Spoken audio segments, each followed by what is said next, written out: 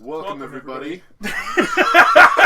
Welcome everybody to the Fandom Nights podcast, where we break down pop culture one fandom at a time.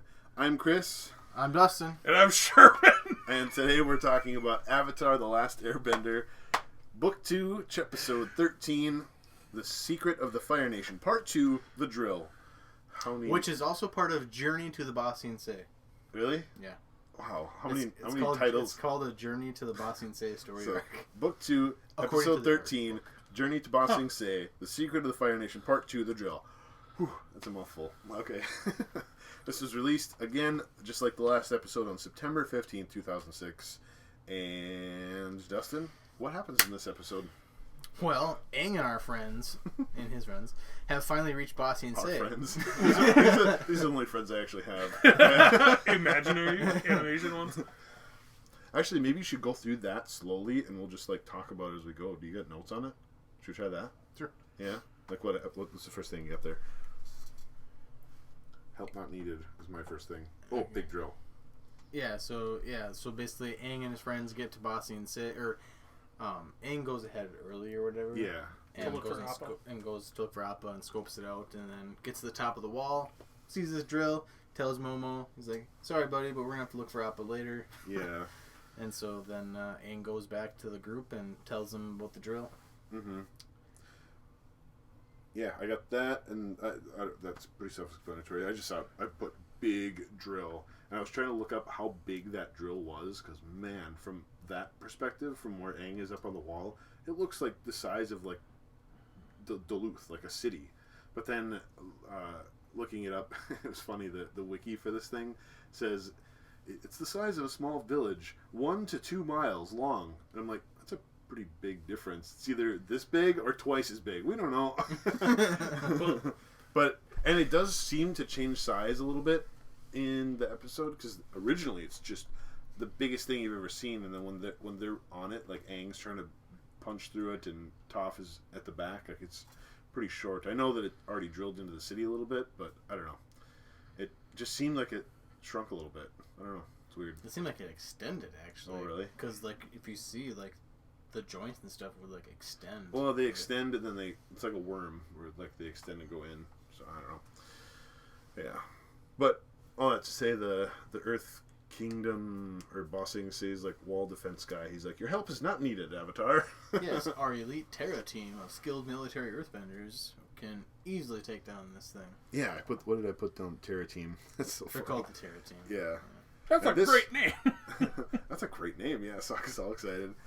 And this one I was like, oh man, I had to stop and start a whole bunch of times, because I was like, I'm going to miss some bending in this one, because there's all these little tiny dots, and they're all bending these big things up there. And plus they're all, earth surfing to get to where they need to go. Yes, yeah.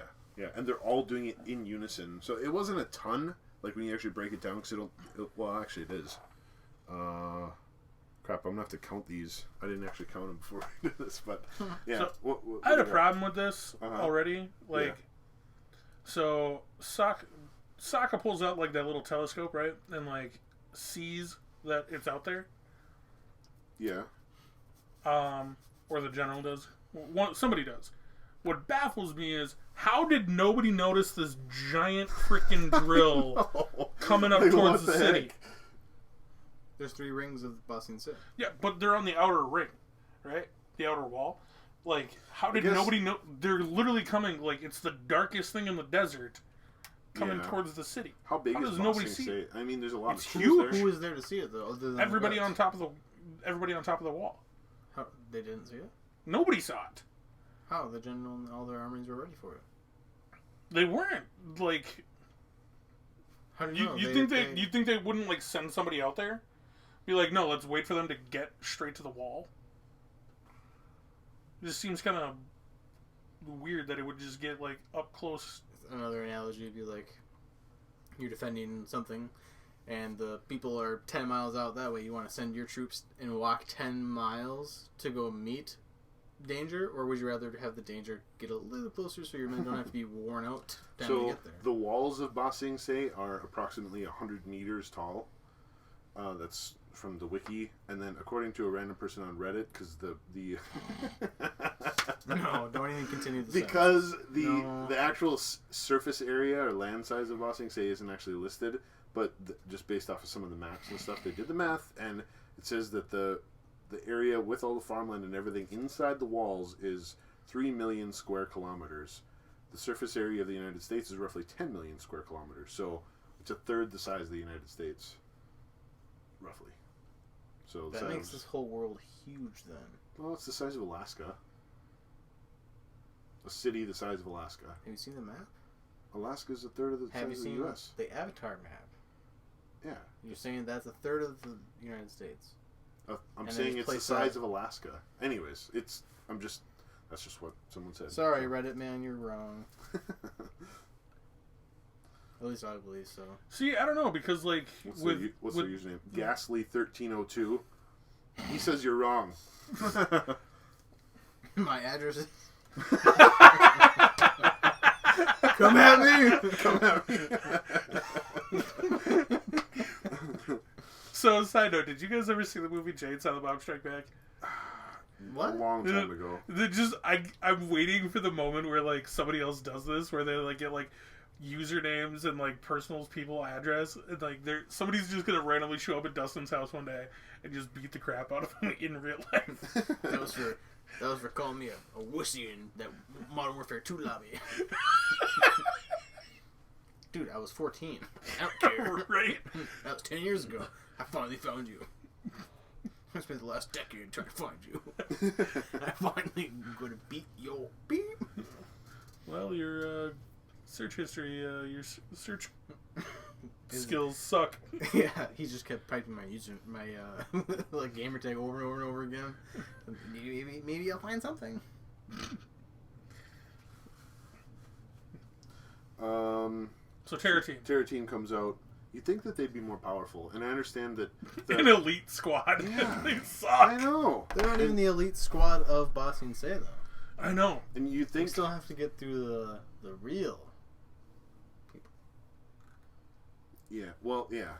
But, I mean, imagine, just for the sake of argument, if the city's the size of Alaska, and you have someone in Anchorage, like that's your main capital, and you have people all over the place, then, like, getting all your forces there, like, maybe they see this drill, and they're just like, no one can get in here, it's not that big of a deal. That commander, even if he had to send for reinforcements to come, so I could see how they'd get into one random border through a desert, like, you know, who's going to expect an attack through the desert? That brings me to my next theory here. What? I think each ring of Ba Sing Se has their own general, has their own, like, elite unit to protect each barrier. So, like, the Dali agents are, like, the main, you know, they protect the Earth King and all that stuff. And then we have General Sung, or whatever his name is, and his forces guard the outside wall. Someone probably guards the middle wall, maybe. Who knows? Or maybe no one guards the middle wall. That makes sense, because doesn't the king of Ba Sing Se not even know that there's a He doesn't even know there's a war going on. Yeah, so he's like insulated by all these different layers the of Dali protection and agents stuff. actually run Ba Sing Se. Right, yeah. So, the Fire Nation says that this drill is impervious to Earth attacks, or whatever. How? I mean, you'd think that it would be able to, if you had enough Earthbenders, which it's Ba Sing Se, there's Earthbenders all over the place, you'd be able to put up a big enough barrier, or have a bunch of them go, if it has to drill through the walls of Ba Sing Se, just put up a whole bunch of other walls. Get Toph to just, like, you gotta drill through a whole, that thing can't turn very fast. Well, not only that, but, like, I just don't understand. I'd imagine that, like, why can't you just build, like, a ramp? A ramp, yeah, that and then it falls off. Yeah, or something. Like, it doesn't make sense. Why didn't Anakin just kill Palpatine right away? Why didn't I know. It's a kids show, and it has to have an enemy to fight. I get it. I'm just saying. I just don't like bringing in every single what if. Everything. Yeah. Speaking of bad ideas, Sokka's the idea guy. Like, you're the idea guy. You're supposed to come up with an idea to defeat this drill. It was funny.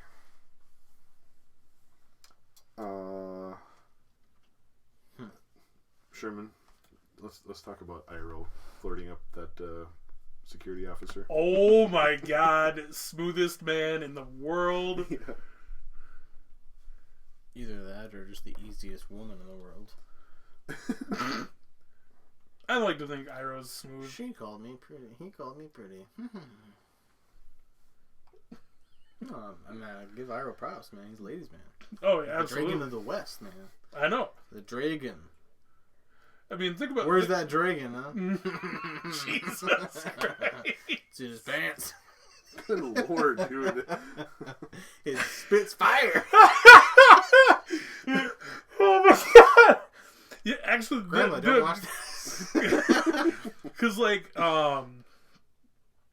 in season 1 when they like deal with the fortune teller Aunt Wu. No, Aunt Wu, and they like show up through like that little village, and she's like, "How about you? Would you like your fortune told, handsome?" And he's like, "At my age, there's only one thing left. And he's just like, didn't even say a word, but she's like, "Hey, what's up?" Handsome. Yeah. He just actually he's a really old guy and he has all his teeth. In this series, like that makes you attractive because every old guy in this series has horrible teeth. So they're like, "Oh, hey, handsome." Not to jump forward or anything, but like what happens if like Iroh, when he gets jacked in prison, like tried doing this kind of stuff where he's just like, instead of having the gut where he's just like, So "You're like a blossoming flower. You're so beautiful." And be like, "Oh, what? Can I get a oh, Okay. hey, he asked for it. He said, "Can I get a?" So I had to. Oh man. Ask and you shall receive. How does Sokka get the idea of breaking into the thing from the inside? Katara mentioned something about... Oh, she's trying to like heal them, and It's like he's messed up on the inside or something like that. Yeah.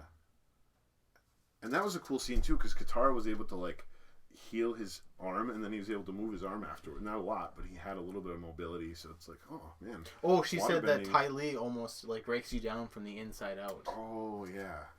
That was, man, we didn't even talk about that. That was such a cool scene. And Tyler. crazy, because Azula's up in her little command center, and there's this huge drill with all these firebenders and all these engineers and all this stuff, and there's like tanks on the side of it and everything, and there's an earth-bending team out there, and it's like, Ty Lee and May, go take them out.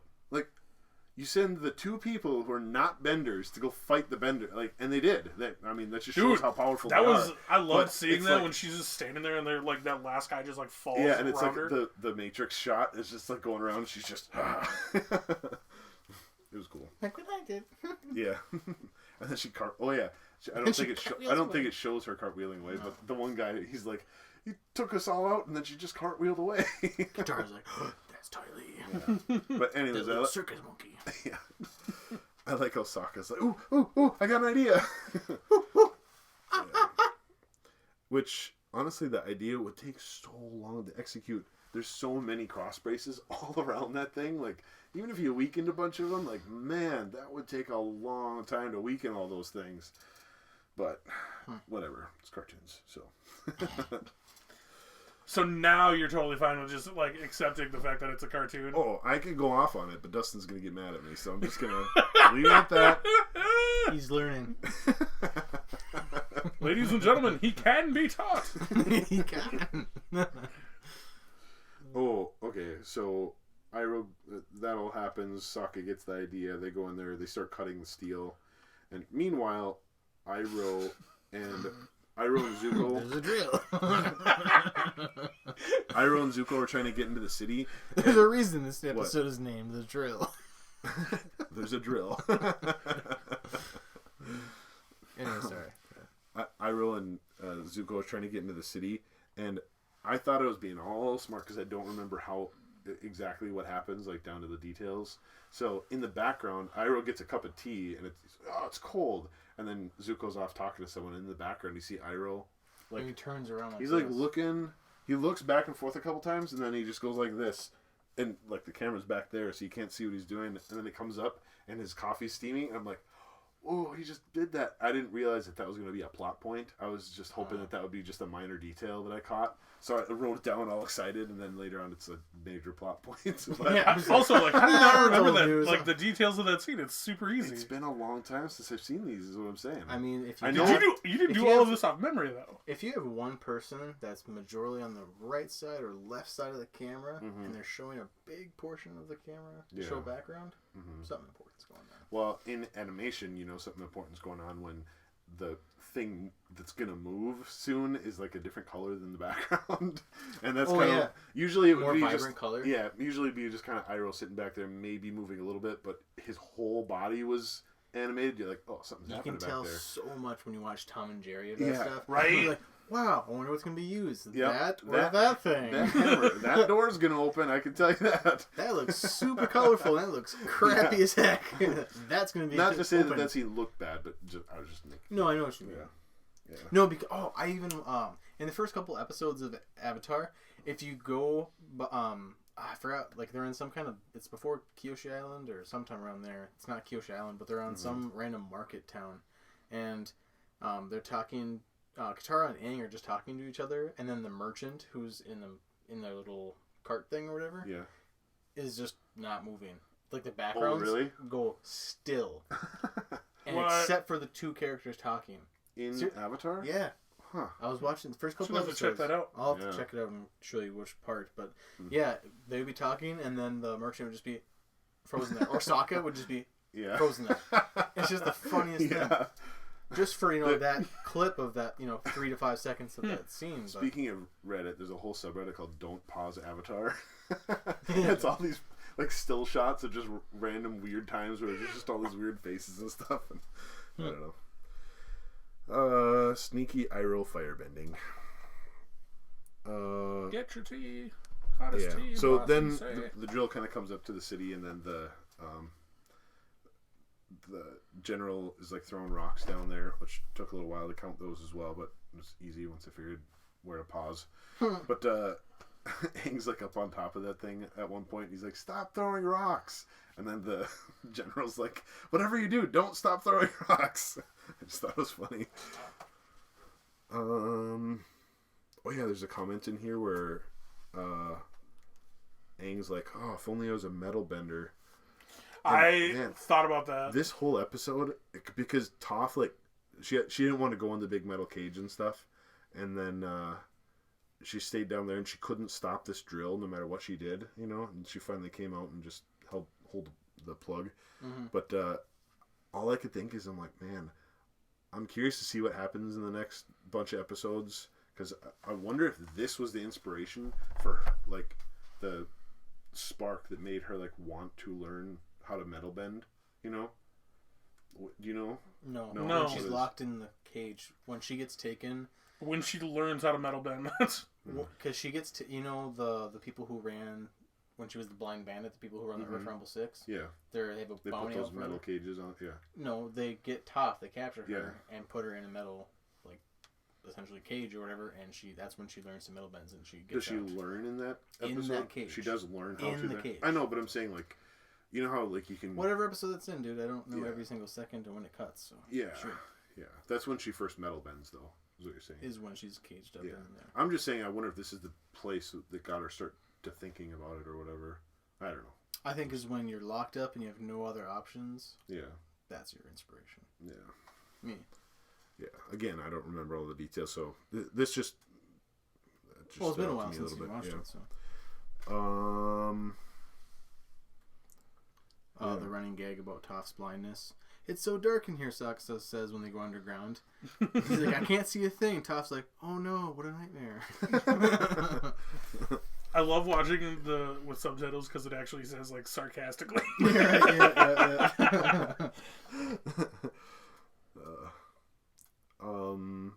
There's one thing that I did have a question about when Aang is cutting that rock up. Right when, like, they cut all the beams, they do all the stuff. They're holding the pressure back to build up pressure in the thing, and Tylese somehow isn't getting just smushed. Like, okay, whatever. Then there's a rock that falls down, and Aang's like, "Oh, perfect! That's exactly what I needed." And then he cuts it into like a wedge shape. Mm-hmm. When he cuts it, it looks like he's using airbending to cut it, because he's just going super full power airbender mode. Mm-hmm. Like he does airbending to move the rock, and he does all this stuff, and it's just. But is he using earthbending there or airbending? He cuts it so precise. I think he was using airbending. Earthbending. I would have said earthbending as well. You say earthbending too? Okay, I'll change it. It looked like airbending to me, but because everything else he was doing around there was waterbending. Airbending. You mean when he was slicing it open? I'm talking about before that or after that. I mean, so that would be. That's when Toph develops metal bending. Oh, the episode. Yeah. Oh, the Guru. Mm-hmm. So that's coming up soon. That's such a good episode. Yeah. Okay. That changes the counts a little bit. I am the greatest earthbender of all time. You will call me Toph the Metal Bender. That's all. Honestly, the notes I have on this one. The fight scene between Azula and Aang. That was a cool fight scene. There was a lot that happened. Well, now that I'm thinking about it, it reminds me of Hector and Achilles from Troy when they're outside. This is the second time you referenced that while talking about this show. Really? Yes. When did I talk? Like last week. I must really want That's to why I watch that went. movie. Because that was like the second time. I thought you did it like 2 Well, they're times in a outside the row. wall, and it's two people. Just I don't know. And it was really good. There's a lot of things to that fight scene. Yeah. Like it went, and there was 2 times, and we'll talk about it later. But we'll talk about it when we rate it because it's something about the sound. But that's kind of all I got for notes on this one. Did you guys have anything else that you saw? Or so besides Momo, there's not a single extra creature in this episode. Makes sense. Like even ones that we've seen before. Yeah. And not like a super big one, but I thought it was kind of cool because I love this movie. Mm-hmm. But Barry Dennen is the voice of General Sung, the one who's like, "No, we don't need your help. We got this covered." He played Pontius Pilate in 1973's Jesus Christ Superstar. But he also plays one of the Skeksis from the original Dark Crystal. Huh. His voice sounds familiar, so I'm sure I've seen him in something. Strangely enough, his voice sounds nothing like the stuff that I've seen him in. Well, I think it sounds familiar because it's like the Avatar style, like the king or the crazy guy or whatever. Oh. It's just, I don't know what I'm doing. Like the animated voice. So, yeah. Which makes sense for his character from Dark Crystal because he plays Chamberlain. Did you ever see the movie? Yeah, I have, but that's been a really long time since I saw that. Yeah. Well then. All right, so for bending numbers, you guys have anything else, or should we... No, I don't got anything else. This one had a lot. So it was 45 of water, which most of that was just the back and forth, which was kind of helpful whenever they do stuff like that because there's like a ting, ting, ting, ting. So you know that's I suppose kind of until at one point Katara had to like stop it and hold it, so I had to count that too. But earthbending, there was 76 that I could count, and a lot of that was the Terra team, mostly. There was just a lot of stuff going on with them. So, then there was 18 of fire, all Azula, and most of that, except for like 3 little times with Azula, was all at that end fight scene. Did you not count Iroh's T? I did. Okay. I did. Yeah. You said all Azula, and I was like, what? Well, yeah. Azula at the end, there was 2 where she like tried to firebend at him inside, and then there was Iroh's T thing, which again I was so happy that I caught that. I'm like, oh, this is some little detail. I'm getting a really accurate bending reading, but yeah. Anyways, and then there was 13 of air, so not as much air as you think. But I'm noticing with Aang and airbending that when he airbends, it's either for a really long period of time or it's a really big, just woof, like one thing. Firebending is a lot more just bam, bam, bam, bam, bam, bam, like rapid fire, and airbending is just big movements, you know. So I don't know. And man, this scene, Aang like flying down and shoving that spike into the machine and all that stuff, like that was one of the coolest scenes. I don't know. No, which is really cool. All right, so let's rate this thing. I just love his big, like when he's at the top, he goes, and he's on his way down, he goes, and then he just boosts himself, so he's like running the airspeed. He most like just took a deep breath. Yeah. Boom. Which just looks so terrifying.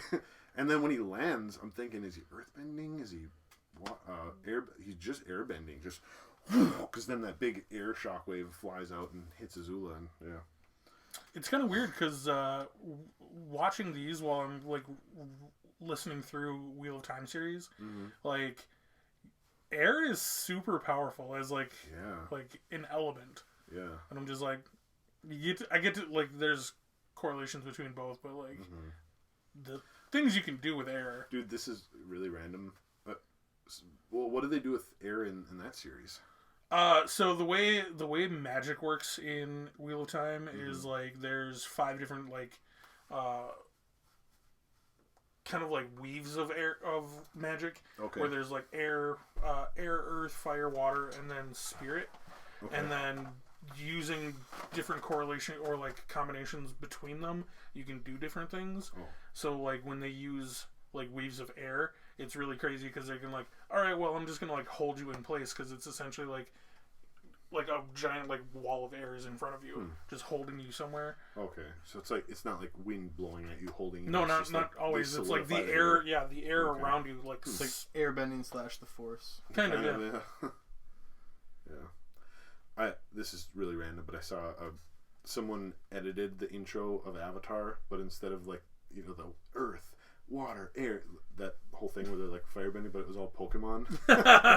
It was so cool. All right, let's rate this thing. The plot and the story. So the arc, story arc. I'll give it a 9 because it kind of ties in the last episode too, and it was kind of a 2-episode story arc to begin with. Yeah. So I think it closed it out pretty nicely. This one was like all the just action almost of the of everything. Yeah, and the what do you call it? Climax. Mm-hmm. The execution, so the pacing, and the vision and entertainment. The vision and entertainment. The pacing is the biggest thing. How do they execute the? Shut up. Stop laughing. No. Hold on. I'm trying to keep it serious here, but I really just want to start laughing. So I have a problem with that because specifically the word you had to use was climax, really. Because what I hate about the special effects and the visuals in this episode is when the drill breaks. Because it's a giant drill and all of that just comes right out of the front. Dude. That's the first thing that popped in my head when I was watching this. And I'm like, it's a giant penis. Oh my gosh. There you have it, guys. Okay. This episode was called The Penis. The pacing I thought was pretty good. It yeah, it was good. 9. 9. Okay. I feel like it was just his averages are 9s. Yeah. I feel like I'm in 5th grade health class again. Writing. Oh, 10. 10 on the characters, originality. Mm-hmm. Yeah. It was pretty good, other than the drill thing. But you have to have a thing for them to fight. It's hard to explain technology in this kind of world. Yeah. Again, you're talking plausibility in their world. 100%. Yeah. You're talking about plausibility in our world. Right. Nothing in the fantasy world is, well, there is some stuff, but performance. So the delivery. Just don't hit the climax. Was it I'm having a hard time. Emotional, and plausible? Honestly, the delivery wasn't like amazing. I'd probably give it like an 8 because I mean nothing huge stood out to me there, but it was nothing huge stood out. It was good. I'm just gonna ignore you. The action. You're trying to be Michael Scott. That's what she said. the blocking, the actions, the blocking, the stunt environment.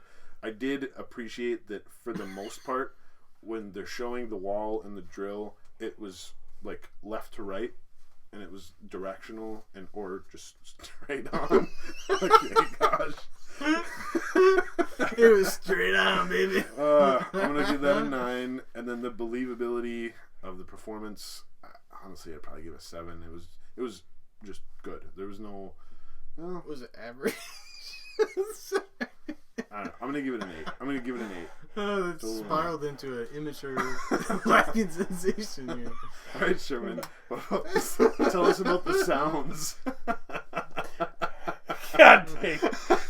My cheeks hurt so much right now. Tell us about the That's sounds. what she said. My cheeks hurt so much. Oh, God. Jeez. So they totally reached Na Sing Se because pretty sure. Yeah, because remember he says that at the beginning of the episode. Yeah. Because this city's just been penetrated. That's what she said. Okay, let me just tell you the sounds in this one. This is what really impressed me, and there was a couple moments. There was 3 of them. There was when you first see the drill. The Fire Nation theme, I don't know why, but it gets me every time because they do creative things with it, and that's the most recognizable theme that I pick up. Like the boom, boom. It's the dun dun dun dun that thing. When you first see the drill, you hear that dun dun dun dun, and then later on when Azula comes up and they're just about to fight, like Azula's like the embodiment of the entire Fire Nation, and she has all the power of the Fire Nation behind her to get into Ba Sing Se. And so to me it was like the Avengers Endgame moment when they did the theme song the last time. He's like, Avengers Assemble, and it was just the theme song but really long and drawn out. In this one it was like a dun dun dun, just a really big like climactic version of that song. And then later on, as soon as there was a point, what the heck happens? I think Azula like gets covered in the mud stuff. Ew. And Everyone got covered but May. I know, she was smart. Yeah. So May didn't want to get covered in sludge. There's like this silly moment or something with what happened, or maybe it's after it explodes. But there's this silly moment where it goes, they use that same exact theme, same exact notes, but they do it playfully. Dun, dun, dun, dun. And I'm like, man, they use that theme so well to convey like exactly what's happening with everything. Like, whoa, the Fire Nation's here. Oh my gosh, the Fire Nation's here. And we beat him. Like, it just, the music itself like told the story, and it was just really cool. So I like that a lot. So I would give it a 10, Sherman. You better give it a 10. 2 things. I don't think, obviously, like, I don't know how to explain it, but like, yes, like supportively, everyone's behind Azula and the Fire Nation, but there was like 5 people there. Like besides the drill, there was like a couple people and a couple ships probably. There was like 5 tanks on each side, which maybe holds maybe 5 to 10 people each. Like that's not nearly the entire Fire Nation. Like, I'm sure Iroh had more people trying to break in than that. Oh, yeah, time. for sure. But this is like the Fire Nation's first big strike since then to the heart of... that was a pretty crappy strike, man. I know, but Azula is very... Well, I don't know. It took 600 days for Iroh to penetrate the wall, so... And he actually did get in, right? Yeah. Only the first wall. Yeah, which she did too, so... He didn't penetrate. Stop, he didn't penetrate. He didn't penetrate all 3 layers, but only the first layer. Yeah. Hi, man.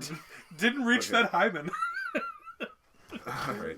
Sherman, what would you give the sounds? What would you rate the? Give it a 10. Okay. I'm giving you a 10. Okay, one other thing I want to talk about too, real quick. Sorry, is I was really just. It has nothing to do with Avatar. It has everything to do with Avengers Endgame when you mentioned it. Okay. Avengers Assemble, that was very disappointing for me in that moment. Why? You were literally cheering. I remember. You I literally know, were screaming in the theater. I know. But now, upon reflection, he goes, Avengers Assemble. He should be Avengers Assemble. He should be screaming that. He shouldn't be just Assemble. Like that's just the most wussy way to like initiate fighting. It's like Avengers Assemble. No, you should be screaming, chanting this, preaching this to the people that are about to lay down their life for this fight. Assemble! It should be that. Yeah, I don't know. I can't not like that moment though. Like that. That's the only reason why I don't like moment. That. Oh, it is. It even brings me the though he feels every does time. say it quiet. Like who's he surrounded by? He's surrounded by Iron Man, Thor, and the Hulk. Like his close group of friends and Avengers are with him. So he's like, Avengers, all these people that I don't really know, but you're here to help me. You guys assemble. And he just goes, and I don't know. You can see it that way, or you can see it. I think they were just trying to Steve drive Rogers it home. was working with Thanos. What the heck?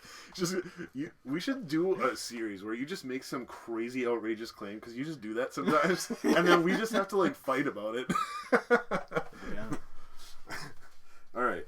Like something that just bugs the heck out of you. Something that I just know that's not real, but something I just... Dude, can we actually do that one day? Like, with using, like, the studio at your school or whatever? I want to do, like, a classic, like, candidate debate. Kind of like, you guys, like, pose questions or, like, write them down, give them to me, and I'm going to be your moderator, be like, all right, you got 2 minutes. Stop. Yeah. I'm going to stop you right there. And we have to, like, prepare to... Yeah, anyways, that sounds so nerdy, but actually kind of fun. Okay. The visuals, the framing, camera motion, editing. Oh, 10. Ton of action. Drill. Penetration. That's so good. Visuals. Personally, so I gave the visuals a 9, just because. So there's a lot of action, but really that's it for this episode. Mm-hmm.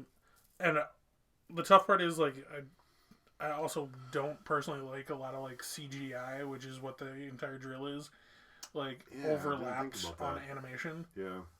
Like, that kind of just personally bugs me. Takes you out of it. Yeah. Okay. Then the effects. So the sets, props, visual effects, and that falls more into that category, I guess. Yeah, I suppose. No, I mean, because it's visual editing. Like, yeah. Your sets and props are both the drill. Yeah. The outer wall of bossing, say, obviously, but, like, I thought it was cool seeing, like, some of the alternate uses of some bending, like water bending, freezing that guy, like, with steam. Yeah. It was kind of cool. Mm-hmm. And then, I gave the effects a 9. Like, there was nothing, like, crazy about it, but... Okay. And then, Dustin, what would you overall rate this episode? I'll give it a 9.6. 9.6. I have to give it higher than last time. Yeah. So this is a 9.06. So. Did you guys give final overalls? No. I'm just gonna ask you from now on. You're just gonna be the arbiter. Make it easy. Because I gave it a straight up 9. It's gonna be 9. Yeah. So it's a with everything we gave it a 9.06. So a 9. And IMDb rated it a 9. Nice. So that's all we got. Dustin, take us out of here. I was waiting. Thank you guys for watching this episode of Random Nights. No. Oh. Good Lord. Thanks for the climax today. Yes. Thanks for the penetration. Oh, man. My neighbor Sam used to hate, or she used to make fun of my initials, DP, for double penetration. Oh my gosh. I just remember that. Anyways, thanks, Sam. Anyways, thanks, guys, for checking this episode of Random Nights. We'll try not to talk about the words we were talking about in future episodes, but thank you guys for watching and laughing with us. Please be sure to subscribe to us on Apple, iTunes, podcasts. Apple, iTunes, same thing. Yep. Apple and Spotify podcasts. Yep. And subscribe to our YouTube channel and become a Phantom Night on Facebook, Instagram, Twitter, and maybe TikTok. Thank you. And Appa. Yep.